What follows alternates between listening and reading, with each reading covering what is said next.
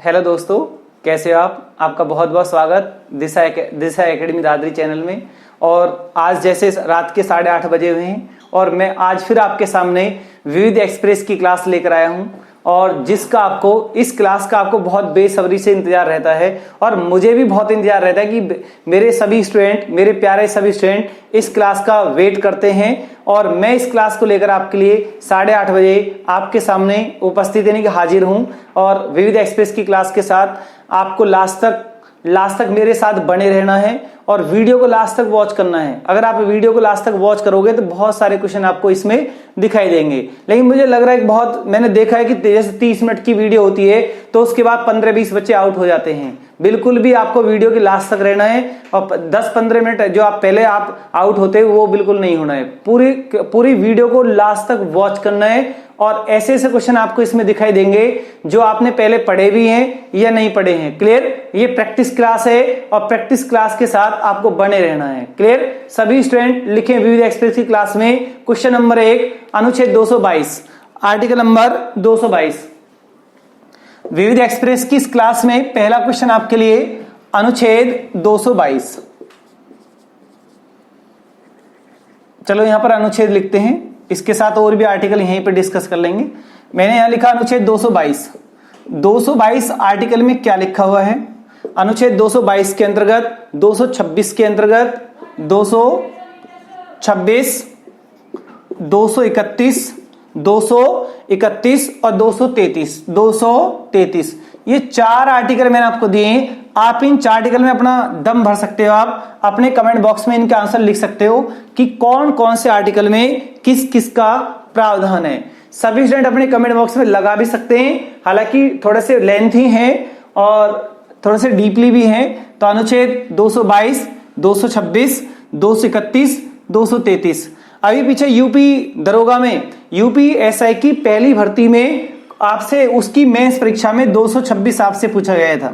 Article number 226 पूछा गया। Most very important तो आपके लिए बहुत, चारों ही इतने इंपॉर्टेंट हैं तो यहां से क्वेश्चन जब आता है तो गलत होने के चांस ज्यादा बढ़ जाते हैं। आर्टिकल 226, 222, तो 222 में लिखिए आप 222 के अंतर्गत क्या प्रावधान है? किसी न्यायाधीश का, लिखिए आप सब स्टूडेंट, किसी न्यायाधीश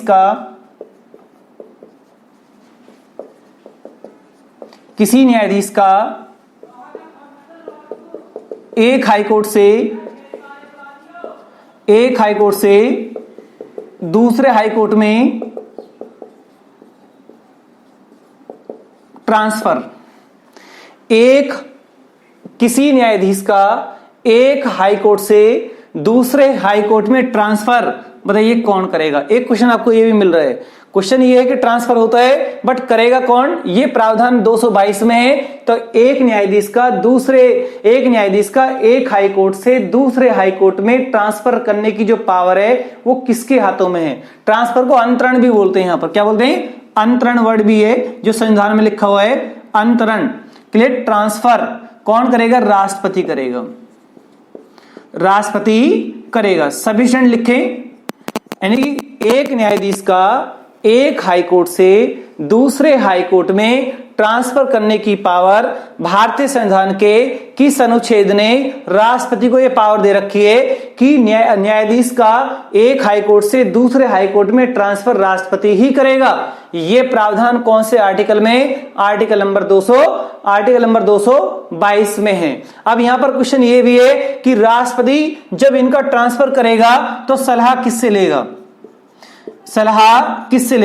राष्ट्रपति यहां पर एडवाइस किससे लेगा? सुप्रीम कोर्ट के मुख्य न्यायाधीश से एडवाइस लेगा। या इसमें भी आप ये जोड़ सकते हैं आप, सुप्रीम कोर्ट, शॉर्ट में लिखिए आप, सुप्रीम कोर्ट के मुख्य न्यायाधीश के परामर्श पर, मुख्य न्यायाधीश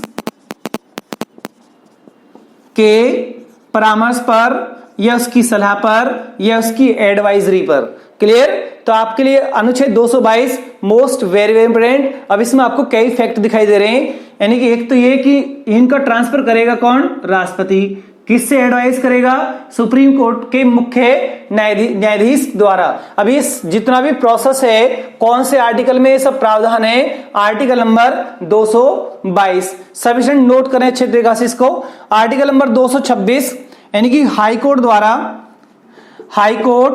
द्वारा कुछ रिटों पर कुछ रिट निकालने की शक्ति, कुछ रिट बोले तो याचिका, कुछ रिट निकालने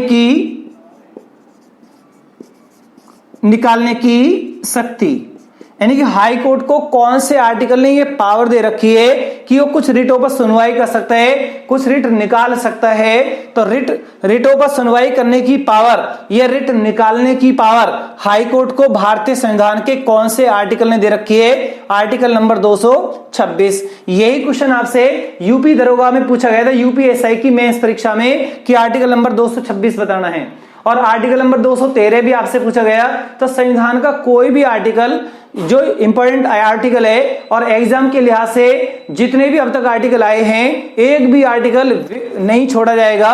विविध एक्सप्रेस की क्लास में सारे ही कंटेंट आपके सामने आ जाएंगे, बट आपको पता भी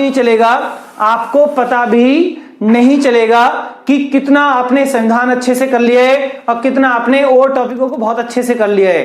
क्लास के साथ बने रहिए, लास्ट तक वीडियो को वॉच कीजिए। हर क्वेश्चन की आपने अपनी जगह वैल्यू होती है, और एक एक मिनट की, एक एक क्वेश्चन की बहुत ज्यादा वैल्यू होती है। जो समय गया वापस नहीं आता है, जो समय अब है उसका आपको अच्छे से सदुपयोग करना है। क्लियर? समय को आपको यूटिलाइज करना है, उसका दुरुपयोग नहीं करना है। क्लियर? सबसे पहले अपने अंदर रेगुलरिटी और विश्वास, ये बहुत बड़ी चीज होती है। एक तो अपनी स्टडी के प्रति आपके अंदर रेगुलरिटी होनी चाहिए, एक अपने अंदर कॉन्फिडेंस होना चाहिए, एक थोड़ा सा धैर्य होना चाहिए। अब जैसे बच्चे परीक्षाओं को लेकर थोड़ा धैर्य को खो देते हैं, परीक्षाएं आई तो उसमें बहुत ज्यादा, कल भी मैंने आपसे यही बात रखी थी कि जैसे ही वैकेंसी आती है तो बच्चे बहुत ज्यादा पैनिक हो जाते हैं, पढ़ते कम हैं, सोचते ज्यादा हैं, मटेरियल इकट्ठा ज्यादा करते हैं, यानी मटेरियल को पढ़ते कम है। क्लियर? तो ऐसे आपको नहीं करना है। एग्जाम टाइम आप पढ़ रहे 15-16 घंटे, और एग्जाम से पहले प्री प्लानिंग आपने अपने 6 महीने 1 साल पहले नहीं बनाई कि किस तरह से हमको अपने आप को तैयार करना है। एग्जाम के 1-2 महीने पहले आप बहुत ज्यादा मेहनत कर रहे हैं तो वहां पे आपके लिए बहुत ज्यादा प्रॉब्लम खड़ी हो जाएंगी। आपको पहले से ही प्री प्लानिंग के तहत आगे बढ़ना है। अब जैसे बहुत बच्चे ऐसे भी हैं कि यूपीएससी जैसे टेस्ट को अपने फर्स्ट अटेम्प्ट में ही पास कर जाते हैं, 22 साल की उम्र में आईपीएस बन जाते हैं, 23 साल की उम्र में आईएएस बन जाते हैं। तो वो ऐसे नहीं कि 22 साल का हुआ और फॉर्म भरा, साथ के साथ बन गया, उसकी पहले से ही वो प्री प्लानिंग होती है। तो उस प्री प्लानिंग के तहत वो चलता है तो उसकी परीक्षाएं पास हो जाती है, उससे ज्यादा बड़ी प्रॉब्लम नहीं होती है। यानी कि प्रॉब्लम वहां ज्यादा होती है जहां हमने प्रतिष्ठा इतनी पाल रखी है, तैयार पढ़ते हम है नहीं, और ड्रीम हमने बहुत अच्छे पाले और उस पर हम खरा नहीं उतर पाते, अपनी स्टडी नहीं कर पाते, तो फिर हमें बहुत ज्यादा परेशानियों का सामना करना पड़ता है। क्लियर? फिर हमको ऐसा लगता है कि हम बहुत ज्यादा मेहनत कर रहे हैं, बट हमने पीछे बैक में बहुत ज्यादा मेहनत नहीं की। अब आपके पास टाइम है, मैं आपसे बार बार आपको अलर्ट कर रहा हूं, अभी एग्जाम में बहुत टाइम है, और अभी अगर आप 8-10 घंटे स्टडी करोगे तो शायद आपकी ये परीक्षाएं सारी पास हो जाएंगी। अभी आपके पास टाइम है, किसी को भी घबराने की, पैनिक होने की जरूरत नहीं है। डेली सिटिंग पर 8-10 घंटे की सिटिंग दीजिए, 24 आवर्स को अपने को टाइम को मैनेज कीजिए और आगे बढ़िए। आप 100% परीक्षा पास होगी, ऐसा नहीं कि आपकी परीक्षा पास नहीं होगी। क्लियर? तो ये है। आगे देखिए आप, आर्टिकल नंबर 226 में हाई कोर्ट द्वारा कुछ रिट निकालने की पावर हाई कोर्ट को कौन से आर्टिकल ने दे रखी है? अब एक आर्टिकल को और हम यहां और कंपेयर करते हैं, आर्टिकल 32 अनुच्छेद 32। तो सभी स्टूडेंट आर्टिकल नंबर 32 के बारे में अपने कमेंट बॉक्स में लगा सकते हैं। आर्टिकल 32 में भारतीय संविधान के अनुच्छेद 32 के अंतर्गत सुप्रीम कोर्ट में 5 प्रकार की याचिका दायर की जाती है। क्लियर? सुप्रीम कोर्ट रिट निकालने की पावर कौन से आर्टिकल में रखता है? अनुच्छेद 32। और संविधान ने हाई कोर्ट को यह पावर कौन से आर्टिकल में दे रखी है? 226। तो दोनों में कंपेयर करोगे तो दोनों में रिट की ही बात है, बट 32 में 5 हैं, इसमें 5 प्लस अनेकों प्रकार की रिट होती हैं। जब प्रॉपर टॉपिक चलेगा तो अच्छे से आपको वीडियो में अच्छे से प्रॉपर तरीका से वॉच कराया जाएगा, बताया जाएगा। यहाँ विविध की क्लास चल रही है, सब मैं समझता हूं कि आपकी समझ में पॉइंट आए हुए होंगे, 226वीं और 32वीं। क्लियर? आगे की तरफ चलते हैं। 231। तो बताइए स्टूडेंट, 231 में क्या लिखा हुआ है? 2 या अधिक राज्यों के लिए एक हाई कोर्ट होगा। लिखिए आप, 2 या अधिक राज्यों के लिए एक हाई कोर्ट की स्थापना। एक हाई कोर्ट होगा या एक हाई कोर्ट की स्थापना। कौन से आर्टिकल में ऐसा लिखा हुआ है? Article number 231 for example Haryana और पंजाब, हरियाणा और पंजाब का एक हाई कोर्ट है, और भी हो सकते हैं, बट मैंने सिर्फ आपको एग्जाम्पल बताया है, 2 या अधिक राज्यों का एक हाई कोर्ट होगा, ये प्रावधान भी है। क्लियर? कौन से आर्टिकल में ये प्रावधान है? 231 में प्रावधान है। अब नेक्स्ट देखोगे आप आर्टिकल नंबर 233। आर्टिकल नंबर 233 में जिला न्यायाधीशों की नियुक्ति, इसमें जिला न्यायाधीशों की नियुक्ति होती है, जिला न्यायाधीशों की नियुक्ति। 222 से कंपेयर कर लेना आप इसके, आप आर्टिकल नंबर 222 से। जिला न्यायाधीशों की नियुक्ति कौन करेगा? राज्यपाल करेगा, राज्यपाल द्वारा। अब यहां पर राज्यपाल किससे किससे परामर्श करेगा? यानी कि हाई कोर्ट के परामर्श पर, हाई कोर्ट के परामर्श पर। आप 233 को और 222 को आपस में कंपेयर करोगे तो आपको बहुत इंटरेस्ट आएगा। तो 233 और 222 को आप कभी भी भूल नहीं पाओगे। 233 और 222, इसमें क्या है? एक न्यायाधीश का हाई कोर्ट से दूसरे हाई कोर्ट में ट्रांसफर कौन कर सकता है? राष्ट्रपति। और किसकी सलाह पर? Supreme court. यहां किसकी सलाह हो रही है? High court. किसके द्वारा? राज्यपाल इनकी नियुक्ति करता है। यहां नियुक्ति की बात कही गई है, वहां ट्रांसफर की बात कही गई है। क्लियर? तो आपको इतना इसमें ध्यान लगाना है। क्लियर? आप सभी स्टूडेंट इसको नोट करें या इसका स्क्रीनशॉट करें।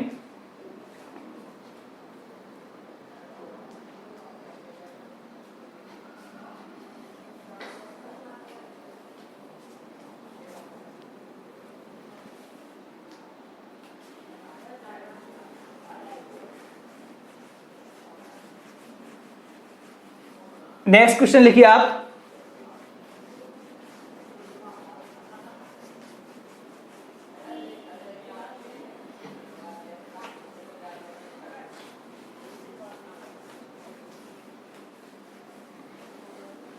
लिखिए आप सभी स्टूडेंट, आर्टिकल नंबर अनुच्छेद 243 में आपको शॉर्ट में बताना किसका प्रावधान है। 243 लिख देता हूं मैं आपके सामने। 243 का खे, 243 का गे और 243 का घे। 243 का घे। आपको इनके बारे में बताना है कि 200 घे में क्या लिख रहा है, कै में क्या किसका प्रावधान है, 43 में किसका प्रावधान है। अपने कमेंट बॉक्स में सभी स्टूडेंट लगाएं इनमें किस किसका वर्णन है और किसके बारे में इनमें बताया गया है। लिखिए आप सभी स्टूडेंट, पंचायतों का गठन, पंचायतों की जो परिभाषा है, पंचायतों की परिभाषा कौन से आर्टिकल में आती है? पंचायतों की परिभाषा कौन से आर्टिकल में है और ग्राम सभा का गठन कौन से आर्टिकल में है? ग्राम सभा का गठन और पंचायतों का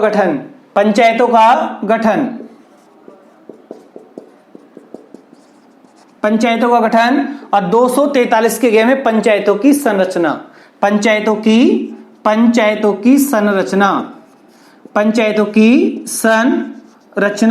हमें एक से दिखाई पड़ रही है, 3 तो 243 के घे में क्या लिखा हुआ है? 243 का घे सीटों का आरक्षण, पंचायतों में सीटों का आरक्षण इसमें दिया गया है, सीटों का आरक्षण। एक और जोड़ लोगे आप यहां पर ही, 243 का थे, 243 के थे में नगर पालिकाओं का गठन है, नगर पालिकाओं का गठन। बड़ा क्रिटिकल, बड़ा इंपॉर्टेंट क्वेश्चन है आपके सामने। अब सभी स्टूडेंट देखिए आप इसमें, अगर आपसे वो परिभाषा कह के पूछ रहा है तो आंसर क्या आएगा? 243। अगर क्वेश्चन में उसने एक ग्राम सभा गठन पूछा है तो 243 का खे। अगर पंचायतों का गठन या गठन की बात करता है तो 243 का खे। अब गठन कैसे होता है, कैसी स्ट्रक्चर होती है, ये सब प्रॉपर टॉपिक जो आपका संविधान की आगे का जो संविधान बचा हुआ है उसमें जो स्पेशल वीडियो आपके लिए बनाई जाएंगी उनमें आपको इनके बारे में सब बताया जाए, किस तरह से ग्राम स्तर, जिला स्तर, ठीक है, त्रिस्तरीय जो पंचायत होती है उसके बारे में भी कौन कौन सी समितियों ने इनमें सुधार की बात की है, सिफारिश की है, क्लियर, वो सब आपको लिखवाया जाएगा। यहां पर देखिए आप 243 का गे, इसमें पंचायतों की क्या है? संरचना। विविध में देखिए आप, इस विविध एक्सप्रेस की क्लास में आपको पॉइंट पकड़ना है। 243 में क्या है? परिभाषा। और 243 के ख में क्या है, गठन, और 243 के ग में क्या है, संरचना, और सीटों का आरक्षण पंचायतों में सीटों का रिजर्वेशन कौन से में, घ में है, और 243 के थे में क्या है, नगर पालिकाओं का गठन, नगर पालिकाओं का गठन। सभी स्टूडेंट इसको नोट करें या इसका स्क्रीनशॉट करें।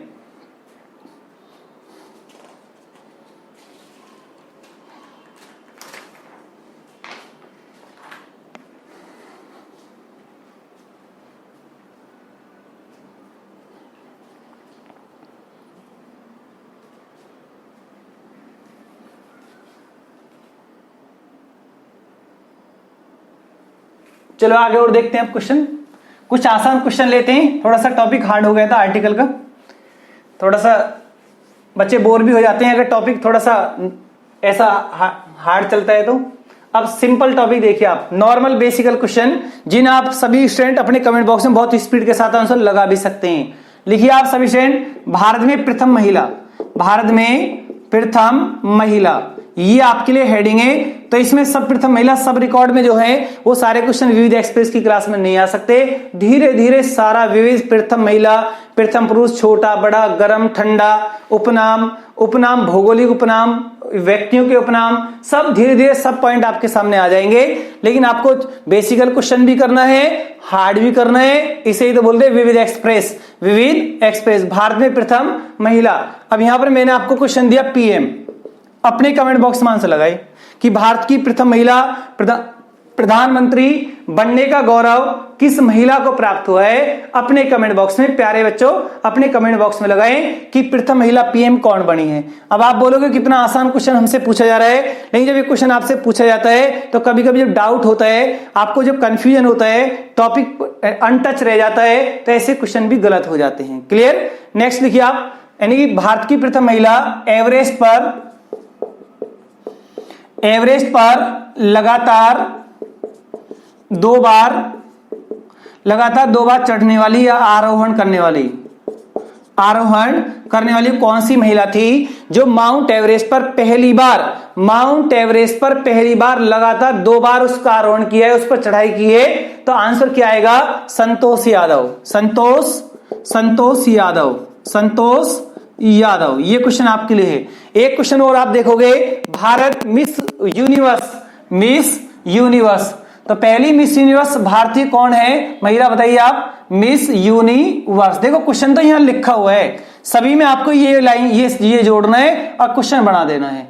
मिस यूनिवर्स, अगर मिस यूनिवर्स आपसे पूछा जाए तो आपका आंसर क्या आएगा, सुष्मिता सेन। लिखिए आप सभी स्टूडेंट, सुष्मिता सेन। और मिस वर्ल्ड आपसे कह के पूछ ले जाए, मिस वर्ल्ड पहली कौन रही है, रीता फारिया।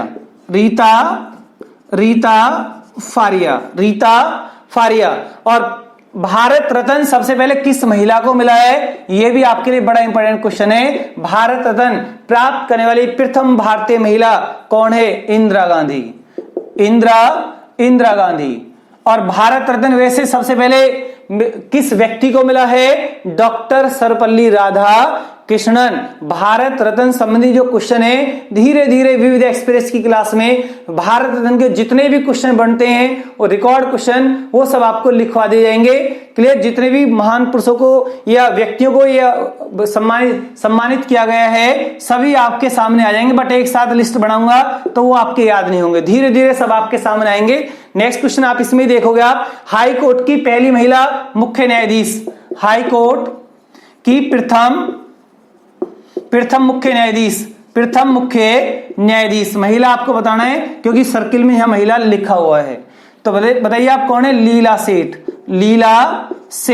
कौन से राज्य की, कौन से हाईकोर्ट की, हिमाचल प्रदेश हाईकोर्ट की प्रथम महिला मुख्य न्यायाधीश बनने का गौरव किस महिला को प्राप्त हुआ है, बताइए, लीला सेठ। अब इससे जैसा ही मिलता जुलता एक क्वेश्चन और आप देखोगे, आप पहले सभी स्टूडेंट इसको नोट करें या इसका स्क्रीनशॉट करें।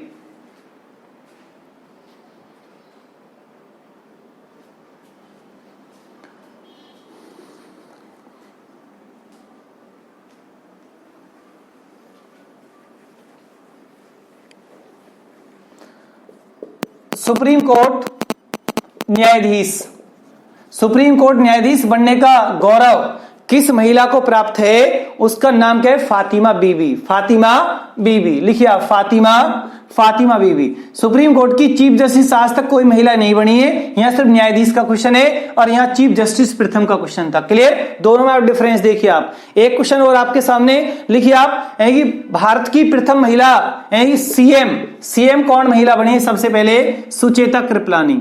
सुचेता कृपलानी। आप बोलोगे बड़े आसान क्वेश्चन चल रहे हैं, लेकिन इन आसान क्वेश्चन के साथ ही आपके लिए हार्डली क्वेश्चन भी आएंगे, जिससे कि आपका मोरल हाई रहे। और प्रथम सांसद बनने का गौरव किसको प्राप्त हुआ है? वो कौन सी महिला है जो सबसे पहली सांसद बनी है? उसका नाम क्या है? राधाबाई।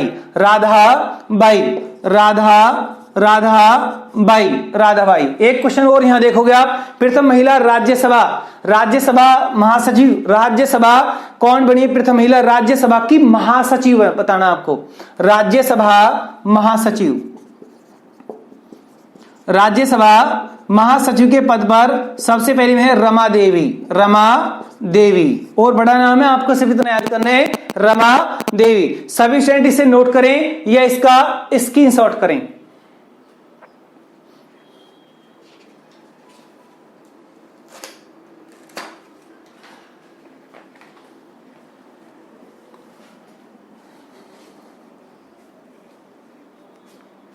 नेक्स्ट लिखिए आप, नेक्स्ट क्वेश्चन आपके लिए। वीडियो को लास्ट तक देखते रहें, बहुत अच्छे अच्छे क्वेश्चन आपके सामने आएंगे। वीडियो को लास्ट तक देखने के लिए मैं आपसे सिर्फ इसीलिए कह रहा हूं क्योंकि आप एक बार वीडियो मिस होने के बाद, एक दो दिन आप लेट होने के बाद फिर वीडियो को नहीं देखते आप, और ना ही किसी के पास इतना टाइम होता है क्योंकि आपकी लाइफ बहुत बिजी है। क्योंकि एक बार वीडियो अगर आपसे लाइव चल रही है, जो हम आपके सामने आए हुए हैं, अगर आप उसी टाइम नहीं देख पा रहे हो तो उसके बाद 2 दिन बाद तो नहीं देख पाते, उसके बाद फिर फॉर्मेलिटी रह जाती है और वीडियो पेंडिंग हो जाती है और सिर में दर्द रहता है और परीक्षाएं नजदीक आ जाती हैं, फिर परीक्षाओं में आप फेल हो जाते हो आप। इसलिए आपसे बोला जाता है कि अपने टाइम के बिल्कुल पंक्चुअल रहिए और अपनी रेगुलरिटी से क्लास को साथ के साथ वॉच कीजिए। उसमें आपका क्या होगा, जब और बच्चे क्वेश्चन का आंसर लगा रहे हैं, चैट में बच्चों ने क्वेश्चन का आंसर लगाया तो आपको भी साथ के साथ आंसर मिल गया और बच्चों ने कोई किसी और एक्स्ट्रा क्वेश्चन का भी आंसर वहां आपको बता दिया चैट के अंदर, तो वहां नेक्स्ट क्वेश्चन देखो आप, भारतीय साधारण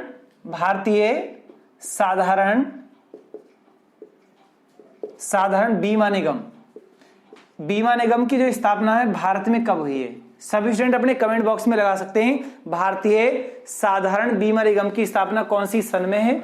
लिखिए आप सभी स्टूडेंट। एक क्वेश्चन, भारतीय जीवन बीमा निगम की स्थापना, भारतीय जीवन बीमा निगम की स्थापना, ये आपका 1972 और ये 1956। क्लियर? सभी स्टूडेंट इसको नोट करें या इसका स्क्रीनशॉट करें। एक क्वेश्चन और यहां देख लोगे आप, क्षेत्रीय ग्रामीण बैंकों की स्थापना कौन सी सन में है? बैंकिंग का क्वेश्चन है, क्षेत्रीय ग्रामीण बैंकों की स्थापना कौन सी सन में है? 1975। सभी स्टूडेंट इसे नोट करें या इसका स्क्रीनशॉट करें। नेक्स्ट इसी में लिखोगे आप, भारतीय औद्योगिक निगम की स्थापना कौन सी सन में है? इसे नोट कर लो पहले। भारतीय औद्योगिक यानी कि निगम की स्थापना कौन सी सन की है? भारतीय औद्योगिक निगम की स्थापना, भारतीय औद्योगिक निगम की स्थापना कौन सी सन में हुई थी? 1948, 1948। भारतीय औद्योगिक निगम की स्थापना 1948 के अंतर्गत। एक क्वेश्चन और आप इसमें लिखोगे, सिडबी की स्थापना कौन सी सन में हुई है? अभी पीछे दिल्ली पुलिस में भी क्वेश्चन आया था सिडबी वाला, SIDBI, सिडबी की स्थापना कौन सी सन में है? सिडबी की स्थापना 1990 में है और सिडबी का हेडक्वार्टर लखनऊ में है। और सभी स्टूडेंट अपने कमेंट बॉक्स में सिडबी का फुल नेम भी लिख सकते हैं। सिडबी का फुल नेम क्या बनता है? सभी स्टूडेंट इसका फुल नेम अपने कमेंट बॉक्स में लिखिए आप, small industry development bank of India. इसका मतलब होता है भारतीय लघु औद्योगिक विकास बैंक, विकास बैंक। सभी स्टूडेंट इसको नोट करें या इसका स्क्रीनशॉट करें।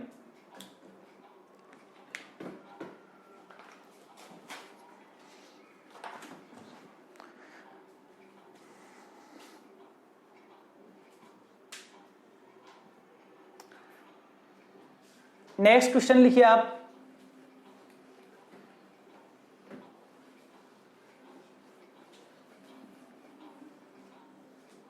नेक्स्ट क्वेश्चन आपके लिए लिखिए आप, भूमि बंदोबस्त। एक इतिहास का क्वेश्चन है, सभी स्टूडेंट्स को नोट करें। भूमि बंदोबस्त, तो इसमें आपको कई फैक्ट आपको यहां दिखाई देंगे और कई बार एग्जाम में भूमि बंदोबस्त से क्वेश्चन आए हैं और बड़े इंपॉर्टेंट क्वेश्चन है। सबसे पहले आप इसमें लिखोगे स्थायी भूमि बंदोबस्त।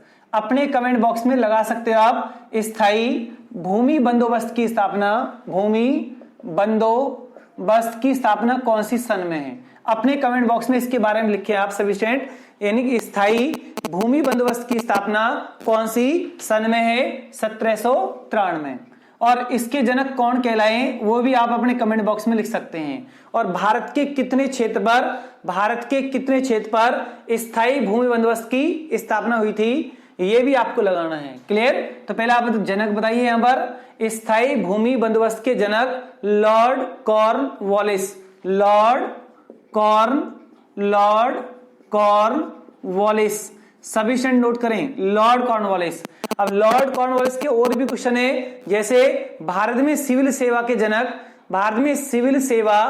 जनक कौन कहलाए हैं, लॉर्ड कॉर्नवालिस। बहुत सदाबहार क्वेश्चन है, सिविल सेवा का जनक एग्जाम में कई बार पूछा गया है, लॉर्ड कॉर्नवालिस। और कौन से आंग्ल मैसूर युद्ध में श्रीरंगपट्टनम की संधि हुई और टीपू सुल्तान और लॉर्ड कॉर्नवालिस के बीच। तो आंग्ल मैसूर युद्ध आप अपने कमेंट बॉक्स में लिखोगे, फर्स्ट था, सेकंड था, थर्ड था या फोर्थ था। ये क्वेश्चन मैंने आपके लिए छोड़ दिया है। कौन से आंग्ल मैसूर युद्ध में श्रीरंगपट्टनम की संधि हुई है, ये आप अपने कमेंट बॉक्स में लगाओगे और सन बताओगे। क्लियर? नेक्स्ट इसी में देखोगे आप, कितने क्षेत्र पर स्थायी भूमि बंदोबस्त लागू हुआ, वो क्षेत्र कितना था। सभी स्टूडेंट अपने कमेंट बॉक्स में लगा सकते हैं, यानी 19% क्षेत्र पर ये लागू हुआ, 19%। कौन कौन से क्षेत्र इसमें लिए गए, बंगाल, बिहार। देखिए सभी स्टूडेंट, बंगाल, बिहार, उड़ीसा, लेकिन आज उड़ीसा का क्या नाम है, ओडिशा,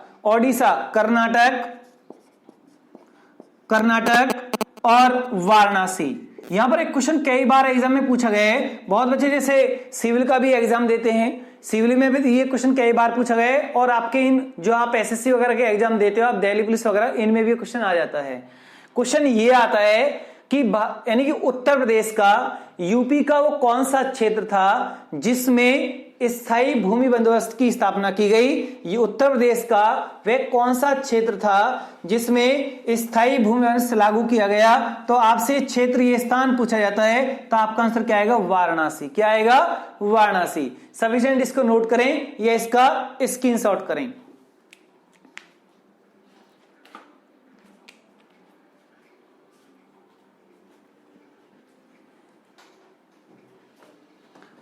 देखिए आप इसमें नेक्स्ट क्वेश्चन, रेतवाड़ी व्यवस्था।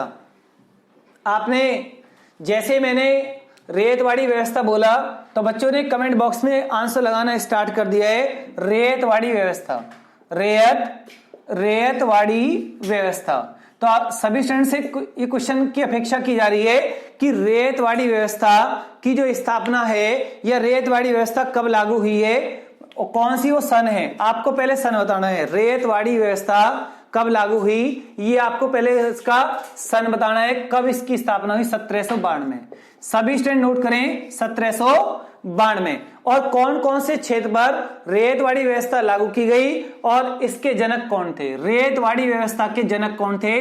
बच्चों ने कमेंट बॉक्स में आंसर लगा रहे हैं, बहुत स्पीड के साथ लगा रहे हैं। यानी रेतवाड़ी व्यवस्था के जो जनक थे वो थॉमस मुनरो व कैप्टन रीड थे। लिखिए आप सभी स्टूडेंट, थॉमस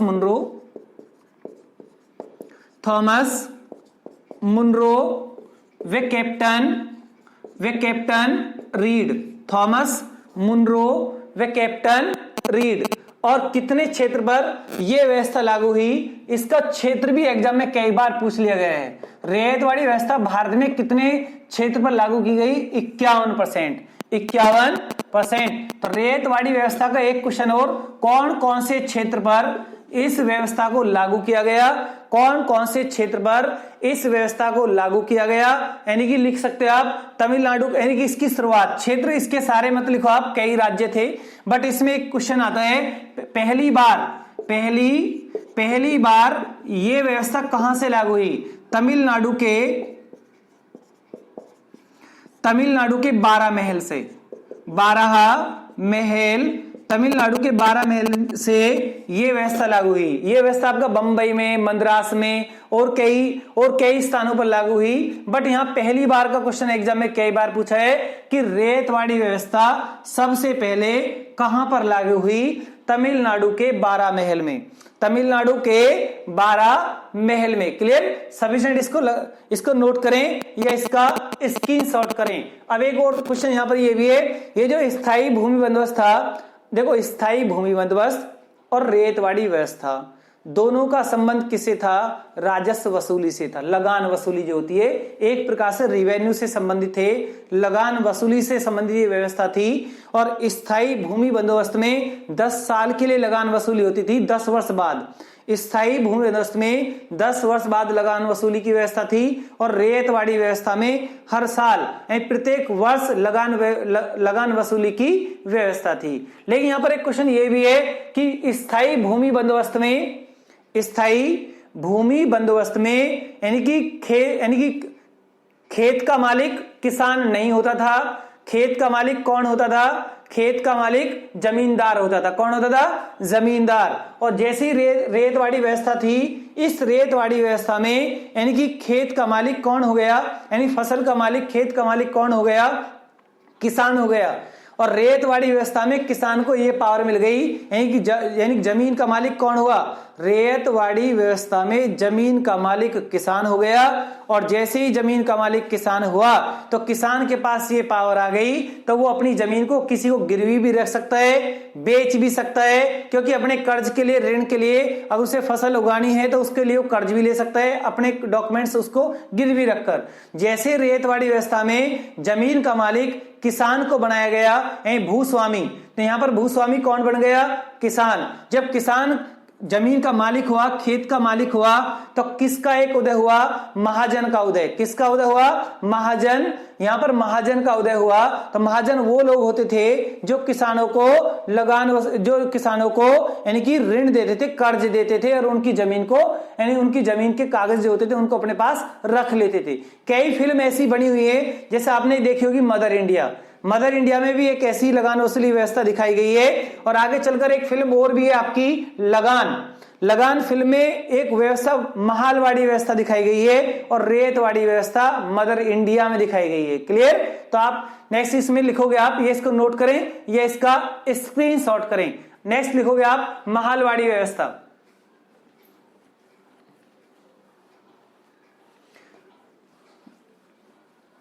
किसान भूमि का मालिक, जमीन का मालिक कौन सी व्यवस्था में हुआ? सभी बच्चे अपने कमेंट बॉक्स में दोबारा से लगाएं, कौन सी व्यवस्था थी जिसमें किसान जमीन का मालिक हो गया और उसमें महाजन का उदय हो गया? वो व्यवस्था थी रैयतवाड़ी व्यवस्था, जिसके जनक थॉमस मुनरो व कैप्टन रीड थे। क्लियर? एक और व्यवस्था लिखोगे आप, महालवाड़ी व्यवस्था। महालवाड़ी व्यवस्था ये भी एक प्रकार की लगान वसूली है, और इसमें भी प्रत्येक वर्ष लगान की वसूली होती थी, और एक गांव के सरपंच के द्वारा होती थी। क्लियर? और रैयतवाड़ी व्यवस्था में अंग्रेज अधिकारी के द्वारा होती थी, और महालवाड़ी व्यवस्था में गांव का जो एक मुखिया होता था वो लगान पूरा लगान इकट्ठा करके यानी कि अंग्रेज अधिकारी को देता था। क्लियर? इसकी ये व्यवस्था 1822 में लागू हुई। 1822 में लागू हुई। और कितने क्षेत्र पर इसको लागू किया गया? 30% क्षेत्र पर इसको लागू किया गया।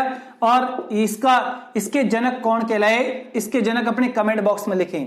सभी स्टूडेंट जिनके महालवाड़ी व्यवस्था का जनक याद है तो अपने कमेंट बॉक्स में आंसर लगाएं, यानी कि लिखिए आप Holt Mackenzie. Halt Holt Mackenzie द्वारा यानी कि इस व्यवस्था को लागू किया गया। कितने क्षेत्र पर? 30% क्षेत्र पर यह व्यवस्था लागू की गई। क्लियर?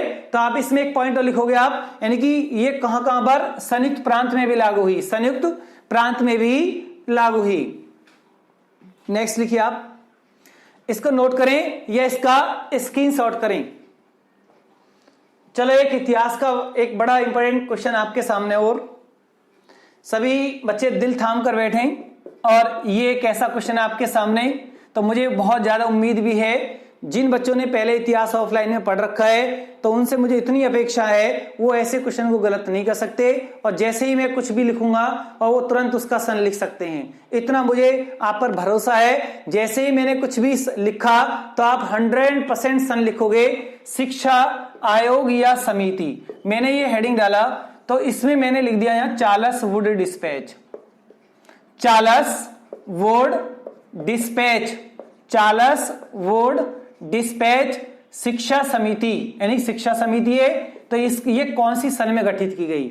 चार्ल्स वुड डिस्पैच शिक्षा समिति या शिक्षा समिति कौन सी सन में गठित की गई? 1854। एक और देखोगे आप, रेले कमीशन कौन सी सन में गठित हुआ? रेले कमीशन कौन सी सन में गठित हुआ? और हंटर कमीशन कौन सी सन में गठित हुआ? Hunter commission. तो आपको सन लिखना है, मैं समिति आयोग लिख रहा हूं आपके लिए। हंटर कमीशन, रेले कमीशन, सैंडलर आयोग, सैंडलर आयोग कब गठित हुआ?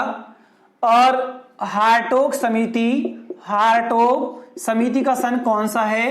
हार्टोग समिति सर्जेंट योजना, सॉरी वर्धा योजना और सर्जेंट योजना। एक क्वेश्चन तो यही तैयार आपके लिए कि इन सबका संबंध कौन से क्षेत्र से है। सभी स्टूडेंट इसको नोट करें या इसका स्क्रीनशॉट करें, और जिनके सन याद हैं अपने कमेंट बॉक्स में भी सन लगाएं, और जो आप नोट्स बना रहे हैं उसमें भी आप सन लिखें।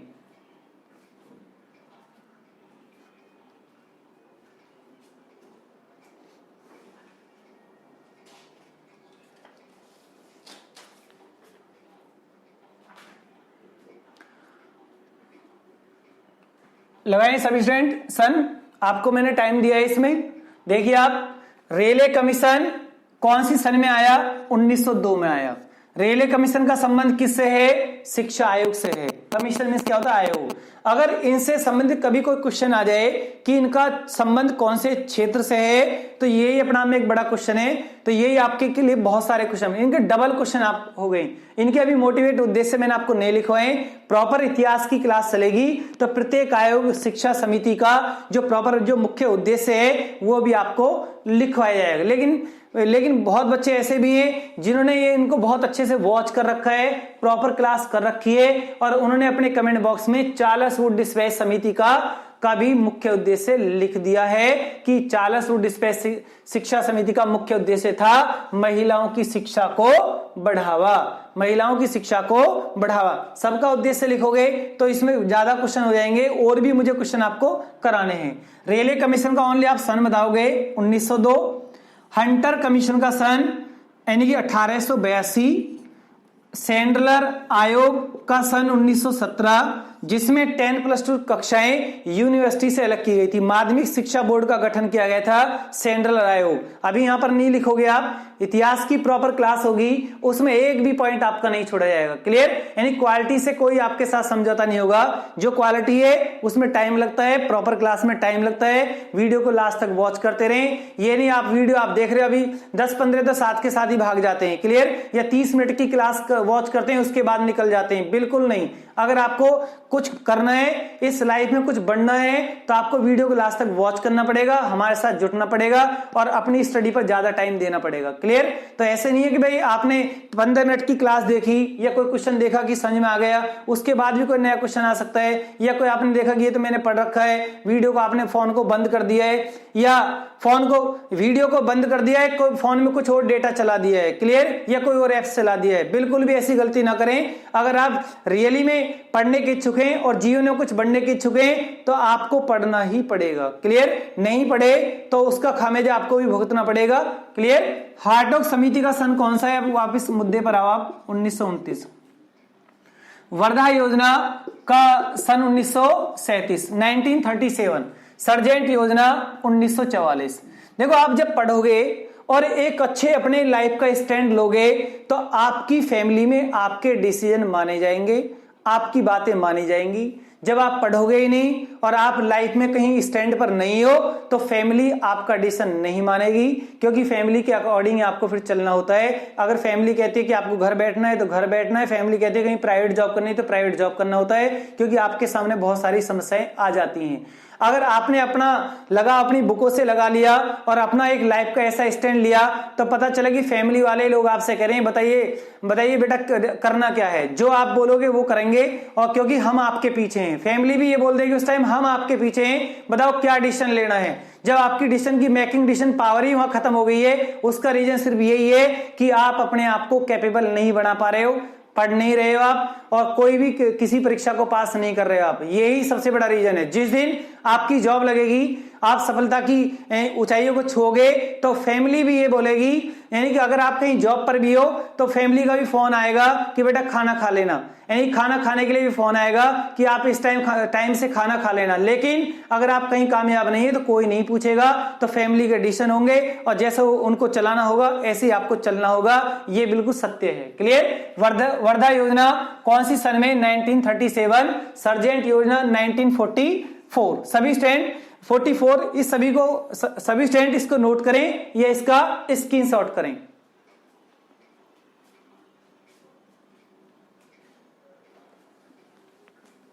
एक एक क्वेश्चन आपके लिए बहुत वैल्यू रखता है, ये ध्यान रखना। हर क्वेश्चन की अपनी जगह वैल्यू होती है। आप गवर्नमेंट की नजरों में तो वैल्यू बहुत ज्यादा है, अगर आपकी नजरों में नहीं है तो अलग बात है।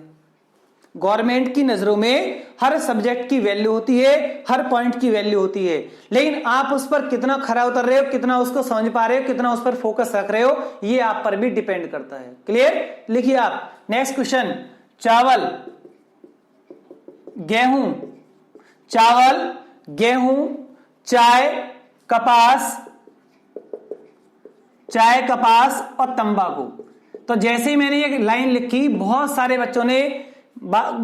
बच्चे क्वेश्चन को समझ गए हैं कि इसका आंसर हमें क्या लगाना है, क्योंकि उन्होंने बहुत बार वीडियो को वॉच किया है, बहुत बार प्रैक्टिस की है और उन्हें जीवन में कुछ बनना है, वो अपने मुकाम को हासिल करना चाहते हैं और अपनी तैयारी पर लगे हुए हैं, बड़े साइलेंट मोड पर लगे हुए हैं। यानी वो एक दिन दिखाएंगे कि परीक्षाएं कैसे पास होती हैं और कैसे बुलंदियों को छुआ जाता है। और फैमिली भी डिसीजन उनका ही मानेगी, जो बच्चे बुलंदियों को छुएंगे ये अपनी सफलता को प्राप्त करेंगे। अगर आप अपनी सफलता को प्राप्त नहीं करेंगे तो फैमिली भी आपकी बात नहीं मानेगी और उस टाइम आप ऐसे समझो आप अनपढ़ के समान। क्लियर? आपकी कोई बात नहीं मानी जाएगी। चावल, गेहूं, चाय, कपास, तंबाकू का उत्पादन, इनके उत्पादन में नंबर 1 कंट्री कौन सी है? चाइना। चाइना पहले पायदान पर है, इनमें चाइना पहले स्थान पर। सभी स्टूडेंट नोट करें, एक क्वेश्चन ऐसा मिलता जुलता ही आप लिखोगे। नेक्स्ट लिखिए आप मैग्नीज,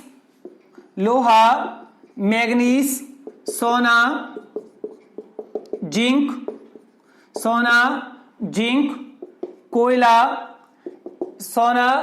कोयला, जिप्सम,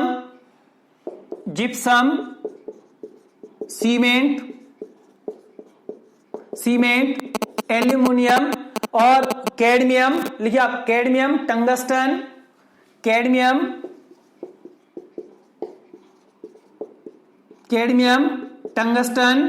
ग्रेफाइट। इन सब के उत्पादन में नंबर 1 देश चाइना है। बहुत सारा क्वेश्चन आपको यही कवर हो गया कि एक देश ही पहले स्थान पर है, एक ही देश पहले स्थान पर है। ये क्वेश्चन एक नहीं, जितने आप ये खनिज तत्व लिखे हुए हैं इतने ही क्वेश्चन आपके सामने हैं। कभी आप सोचो कि एक क्वेश्चन है, एक क्वेश्चन ये काउंट करो आप, 1 2 3 4 5 6 7 8 9 10 11, ये आपके लिए 11 क्वेश्चन है। 11 क्वेश्चन आपसे पर्टिकुलर स्पेशल पूछा है कि ग्रेफाइट में पहले पायदान पर कौन है? कैडमियम के उत्पादन में पहले पायदान पर कौन है? सोने का उत्पादन सबसे ज्यादा कौन सा देश करता है? कोयला के उत्पादन में नंबर 1 देश कौन सा है? यानी कि आपके लिए 11 क्वेश्चन है और ये भी एक क्वेश्चन ही आपके लिए, यानी कि 2 2 4 5 11 5 16 क्वेश्चन आपको बहुत स्पीड के साथ 1 या 2 मिनट में आपको मिल गए 16 क्वेश्चन। क्लियर? तो आपको यानी कि इसे नोट कीजिए या इसका स्क्रीनशॉट कीजिए। आगे लिखिए नेक्स्ट।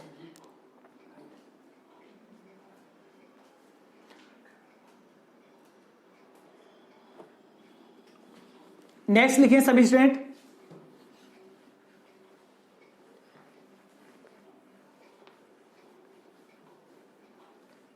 लिखिए आप, फेरस सल्फेट किसे कहा जाता है? फेरस सल्फेट, ये साइंस केमिस्ट्री का क्वेश्चन आ गया आपके सामने। फेरस सल्फेट किसे कहा जाता है और आयरन सल्फाइड किसे बोलते हैं? आयरन सल्फाइड किसे कहते हैं और क्विक सिल्वर किसे कहते हैं? बहुत सारे बच्चे अपने कमेंट बॉक्स में आंसर लगा रहे हैं, बहुत अच्छा लग रहा है। क्विक सिल्वर किसे कहते हैं और D2O क्या है? D2O क्या है अपना नाम में? इन सभी क्वेश्चनों का आंसर लगाओगे आप और लगाइए आप सभी क्वेश्चन। मैंने आपको 4 क्वेश्चन दिए, 1 2 3 4। फेरस सल्फेट हरा कशिश, इसे हरा कशिश भी कहते हैं, हरा कशिश फेरस सल्फेट। आयरन सल्फाइड आपका झूठा सोना होता है, झूठा सोना आयरन सल्फाइड कहलाता है। क्विक सिल्वर किसके लिए बोला गया? पारे के लिए बोला गया है, पारे का दूसरा नाम क्या है? पारद भी इसे कहते हैं और तीसरा नाम मरकरी भी इसे बोलते हैं। क्या बोलते हैं? मरकरी। क्लियर? पारद मरकरी और इसका सिंबल क्या है? Hg को ही पारा बोलते हैं। D2O क्या है? ये एक भारी जल है। क्या है? भारी जल। कई बार एग्जाम में पूछा गया है कि भारी जल का फॉर्मूला बताओ, D2O। क्लियर? आपने भारी जल का फॉर्मूला लिख दिया D2O। अब इसका रासायनिक नाम क्या बनता है? अपने कमेंट बॉक्स में सभी स्टूडेंट लगाएं, सभी स्टूडेंट, यानी कि D2O का रासायनिक नाम क्या बनता है? D2O का रासायनिक नाम है ड्यूटीरियम ऑक्साइड। भारी जल का उपयोग कहां होता है? मंदक के रूप में।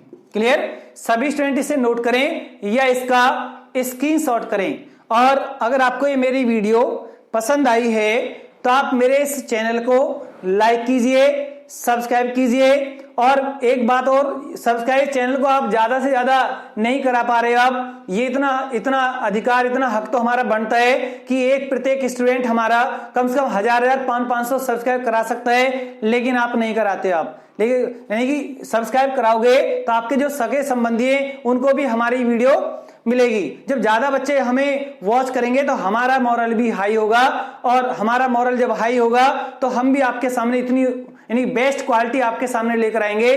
तो आपसे रिक्वेस्ट है कि चैनल को ज्यादा से ज्यादा सब्सक्राइब कराएं और ज्यादा से ज्यादा कई बच्चों के मेरे पास फोन भी आए कि सर जी हमने आपके आज 200 सब्सक्राइब करा दिए हैं। क्लियर? 200 करा दिए, मुझे बहुत खुशी हुई। तो वो बच्चे बहुत हैं जो रन कर रहे हैं और बहुत घर बैठकर भी सोचते हैं कि दिशा परिवार के साथ हम स्टार्टिंग से जुड़े हुए, तो हमें अपने चैनल को, अपने गुरुओं को सपोर्ट करना है और चैनल को सब्सक्राइब कराना है। धन्यवाद।